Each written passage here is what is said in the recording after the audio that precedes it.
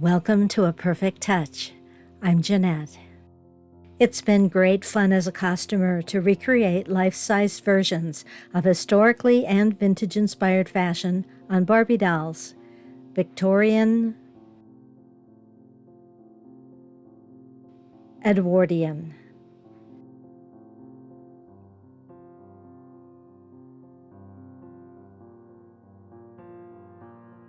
and 1930s.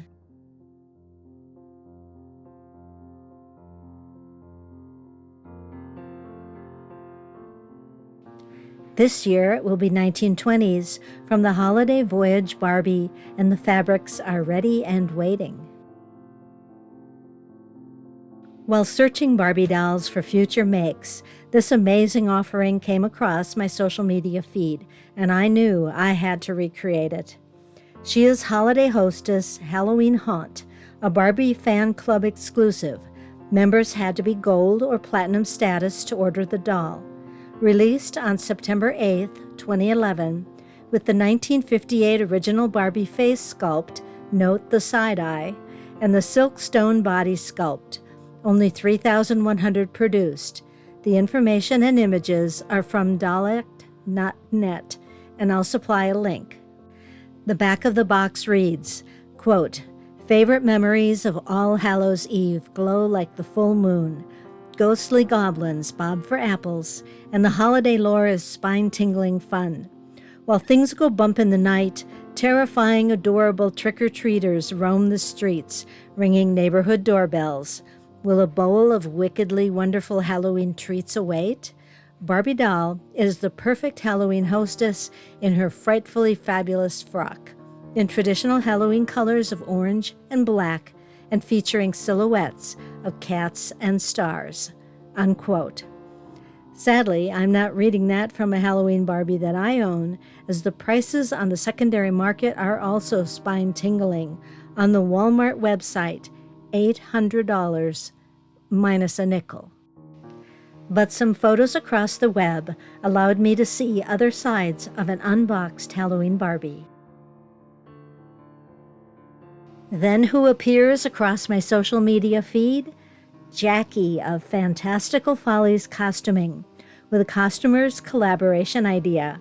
Her videos are always entertaining, and I knew a collaboration would be exactly what I needed in my life right now. Jacki proposes #angelicathon. Scroop and Virgil's Fine Goods has released the Angelica Gown pattern, and it looks incredible.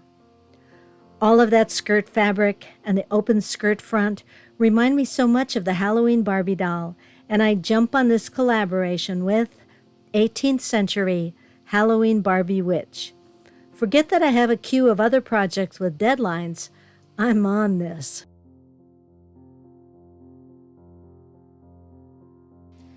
The pattern was first offered in a full paper pattern with the release, but is now only available as a PDF download. I purchased and began to print. In addition to the 54 pages for the pattern itself, there are 48 pages of printing instructions, sewing instructions including historically accurate techniques and tips, and fitting and pattern adjustments. It's truly an amazing amount of information, especially for an 18th century novice like me. I usually download PDF patterns to my phone and attach them to an order for shop printing or print them myself through my wireless printer. For this, I used my wireless printer and had only one teeny glitch when pattern block 5F didn't receive its full instructions. The page is located on my phone and reprinted perfectly. All in all, a very simple operation. Now to assemble the pattern. I cut off the lower and right edges and assemble from the lower right corner. I only lightly tape, cut off pattern pieces as I see them complete, then firmly tape as necessary. Still, this pattern requires my working on the floor. Tasha Puppy thinks floor time is playtime, but she sweetly curls up to the door and all pages remain unscathed. She is such a companion and protector, and I decide to forego the cats on the Halloween Barbie doll inspiration and dedicate my gown to Tasha Puppy, my German Shepherd dog. Now that I have a pattern and know the yardage required, I can source fabric. I've seen customers with their gorgeous silk taffeta gowns billowing behind them as they glide down cobblestone walkways, and I begin with what I know to be a good silk taffeta source with a wide range of colors, Silk Baron. And there it is, fire sand, a perfect orange and gold that will glisten in the sunshine. But this is a learning piece and a wearable mock-up and more of an investment than I care to make at $30 a yard. I find a very acceptable man-made option at Fabulous Fabrics on Etsy at $9.95 a yard. I've purchased from this vendor before for the Supreme Witch and was very satisfied with their service and products.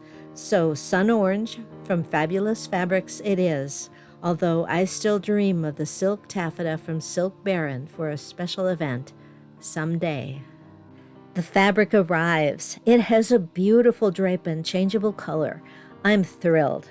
There is some black lace in the stash, which gives a witchy vibe, and some black satin ribbon.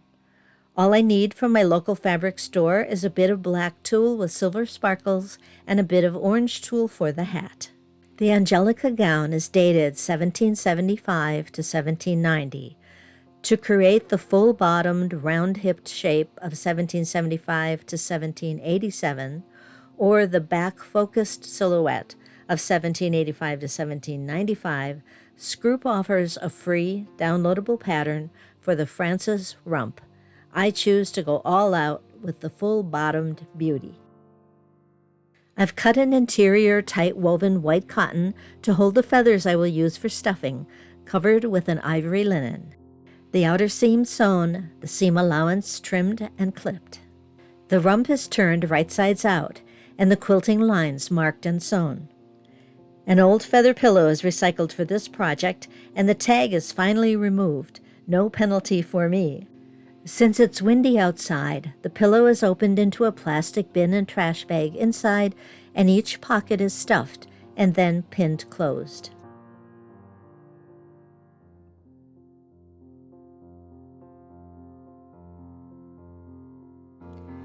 The feather-filled rump is stitched closed and pleated. A length of twill tape is folded over the top edge and then stitched in place by hand on both inside and outside.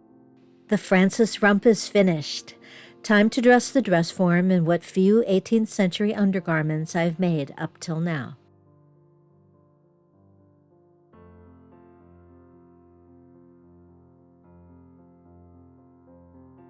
And now I can add a feather-filled rump to my silhouette.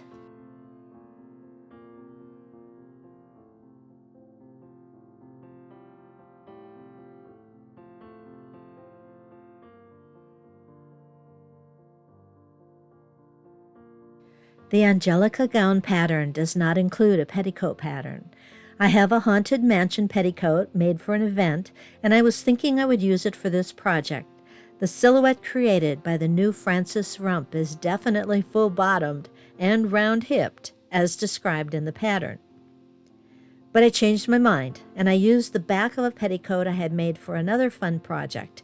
It's a nice black costume satin, and I have some scraps left, which will be perfect use for part of this project as well. If the wind blows and the back of my petticoat shows, there are cute hearts to see, which inspires another part of this project. I'm ready to begin my Angelica Gown, Halloween Barbie Witch. I began my Angelica Gown with a thorough study of the instructions.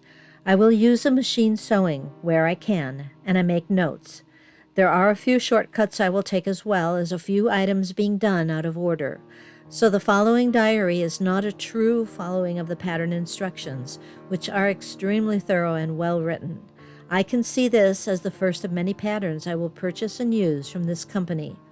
I have chosen View B, which has a longer sloped V at the front, a 2-panel back, and a slight train. All pieces in the pattern can be mixed and matched. The View B bodice consists of a front, side, shoulder strap, and back. I cut the bodice lining from a white cotton. There is a one-piece sleeve with a dart. I cut the sleeve lining from the white cotton. The remaining bodice pattern pieces are a lower front trim and the templates for the eyelets. All pieces are cut from the fabric, including the bodice trim. I did not make a perfect mock-up for this gown. A quick pin and fit of the lining told me it was a good start, so I moved forward. I've sewn the lining front as directed and inserted metal eyelets for lacing. I use heavy-duty cable ties for the front and back boning. They are cut to length, the ends rounded, and inserted in the front channels. The finished bodice front lining with the eyelets, boning channels and boning, and seam allowances pressed and trimmed. The seam allowances for the remaining bodice pieces are also pressed and trimmed according to the instructions. And this is where I make a drastic shift from the instructions. I will use the machine-sewn center back seam allowances for my boning channels. When I construct corsets, I use a method where the lining and the fashion fabric are sewn with the lining pieces right sides together matching the leading edge. The same for the fashion fabric. Then the seam is machine sewn. The lining and fashion fabric are then turned and pressed, and the process repeated. This encases the seam allowances and can also be used to create boning channels with more stitching, but does not really allow for any adjustments later.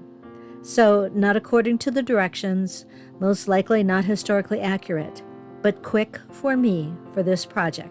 The process is repeated to attach the bodice fronts, but there is a problem I will not discover until later, but I'll point it out now so that you don't make the mistake I did. The finished edge of the bodice lining should face your body. Mine is reversed. The unfinished edge of the lining will be covered by the fashion fabric later. I do discover this in time to correct it if I choose to do so, but I do not choose to do so, and I'll just know better next time. So I accept my mistake and I move on by practicing my lacing with yarn and a yarn needle. It works. We're good. The lining straps are pinned to the front and back and then sewn.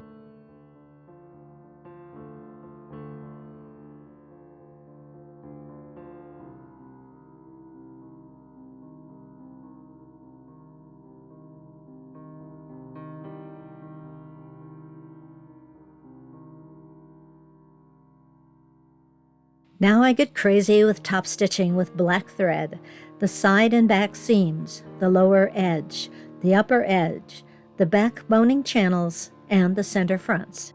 At this point, the skirt should be constructed and added to the bodice, but I have that witchy black lace I want to add to the neckline and sleeves, and my machine sewing space is tiny, tiny, tiny, too tiny to machine sew sleeves into a bodice with all that skirt attached. So I decide to do the sleeves next. The elbow darts are sewn into the lining and outer fabric. The seam allowance is pressed to the lower edge. Now this was the most miraculous thing. The sleeve and lining are pinned right sides together. A sleeve and the mirror image of the lining are stacked with the open edges together. The seam is sewn through all 4 layers. The sleeve is turned with the outer fabric right side out, and magically, the seam is encased between the lining and outer fabric. I just trusted the directions because it made no sense to me when I read it, but what an amazing technique.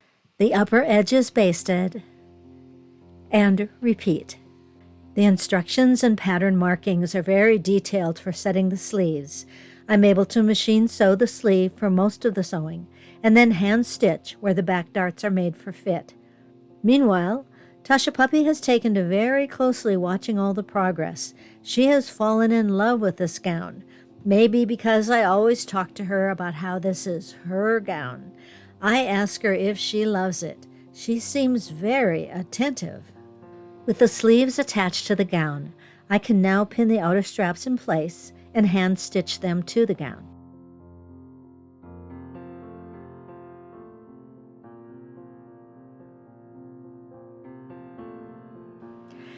Now I can add that beautiful black lace remnant. I position and pin the lace, having to offset the center front. An organza ribbon adds just enough structure to cause the overhang to ruffle as necessary. I pin the lace and hand stitch at the 2 solid lines on the lace. This lace makes all the difference.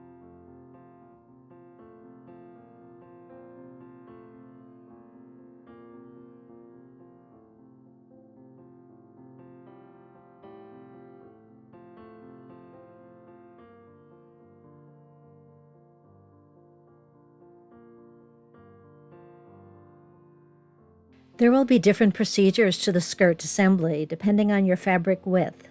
There is a pattern piece for the waist edge and a pattern piece for the hem edge. Those separate pieces are placed on the fabric with 30 inches between them. This was another floor project for me. I had cut all my fabric at the same time, and I stored it pinned to the dress form. For my fabric width, there is a center back seam and a front side seam. Additional false seams can be sewn to mimic historical fabric widths. I've pinked the seam allowances and pressed the seams open. The pattern piece for the waist edge has markings for the pleating line, fold-down line, and where the skirt meets the bodice at the front. I use an awl to create holes in the pattern, and I mark those holes with a heat erasable pen. Now this project has taken over the tiny sewing space of the bedroom and the kitchen. Time to pleat. What? I have no idea what I'm doing. There are guidelines as to the number of pleats for different sections and a guideline for the reveal on each pleat, but I also have to pleat down to a specific width from center back to the bodice front mark. I anguish over this, knowing that there must be a mathematical formula. I'm an engineer. I should be able to figure this out. To my delight, I discovered it was already figured out in 2022 by Kat at craftmatics.com. I'll share a link where you can download her PDF formula sheets for any type of pleat you can imagine. Since I know the reveal, number of pleats, length of the finished piece, and the starting length, I simply plug my numbers into the formula and ta-da! Thank you, Kat. You saved me from repeated attempts at pleating on the fly, and those beautiful pleats satisfy my engineer heart. I weigh the pleats overnight with heavy books, then base the pleats at the upper edge, the lowest edge in this photo, and at the V-shape turn down at both sides of the center back. I check to see what this will look like over the Frances Rump, and I'm thrilled at the skirt volume.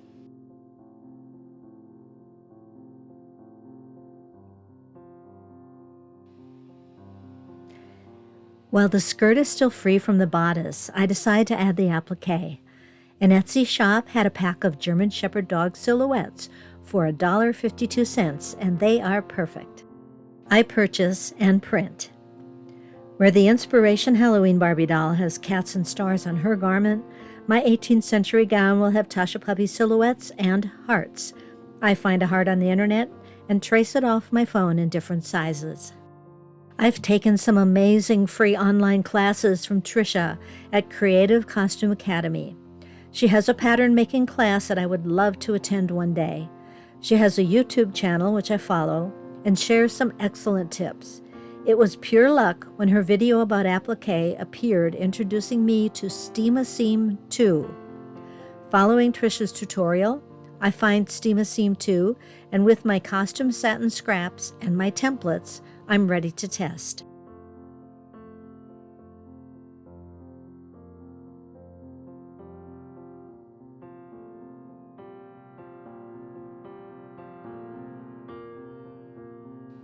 It works, and it's flexible with a strong bond. Now I can cut out all my templates, trace them onto sheets of Steam-A-Seam, and adhere them to the black satin.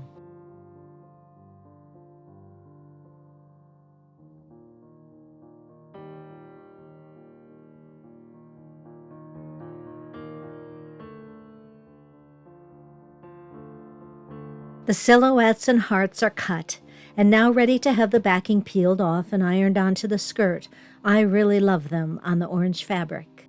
With all the appliques pinned to the skirt, the bodice placed on the dress form, and a few extra touches I'm considering, I'm beginning to feel that my vision for this project is taking shape. All the appliques are ironed to the skirt. Tasha Puppy has taken to sticking close to the gown. Her bed is right next to the dress form, but she even sleeps with a watchful eye on her gown.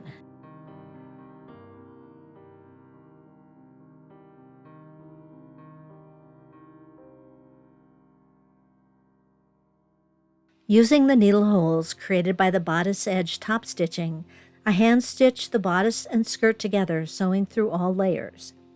Here you can see those black thread stitches from the inside. I am sewing the pleats 1 inch from that stitch line using a back stitch and just catching the fold of each pleat. This will help the pleats behave. The pins holding the pleats at the pleating line are removed, and the pleats begin to fan out in beautiful folds across the back. The front and lower edges of the skirt are pinked, a light pressing to remove the heat erasable pan markings, and the 18th century Halloween Barbie gown sewing is finished. Now it's time to add the extra touches that make this gown very Halloween Barbie. First, a beaded choker with my German Shepherd dog keychain silhouette attached. A chatelaine, actually a necklace with a chain tassel, but perfect for holding a black organza bag for Tasha Puppy treats. Then the gown is finished with a black satin ribbon fashioned into a belt with a puppy love belt buckle.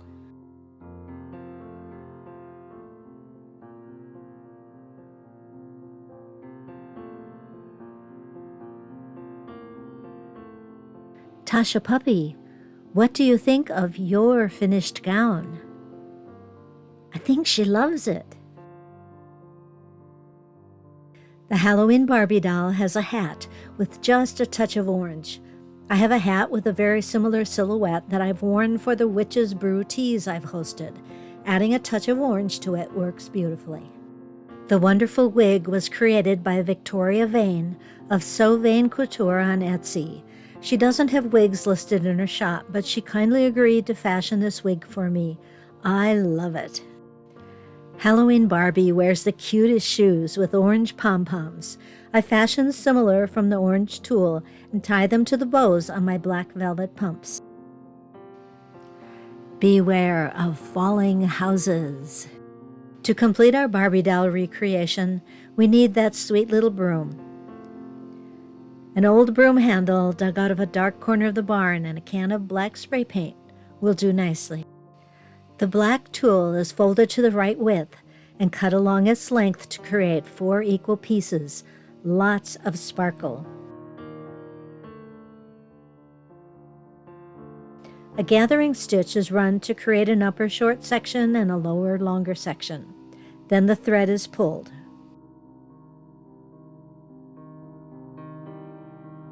The tulle is fastened to the broomstick with small tacks, tied across the gathers with orange ribbon, and the broom is finished.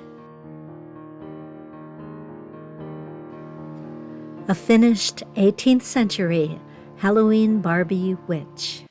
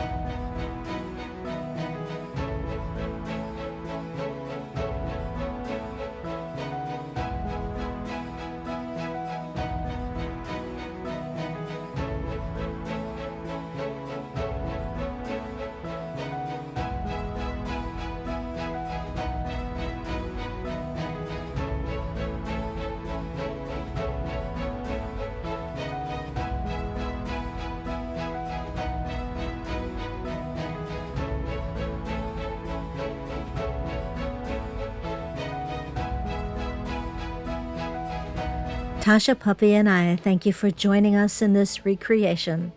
We wish you a happy Halloween day and happy everydays filled with fun, laughter, and especially good treats.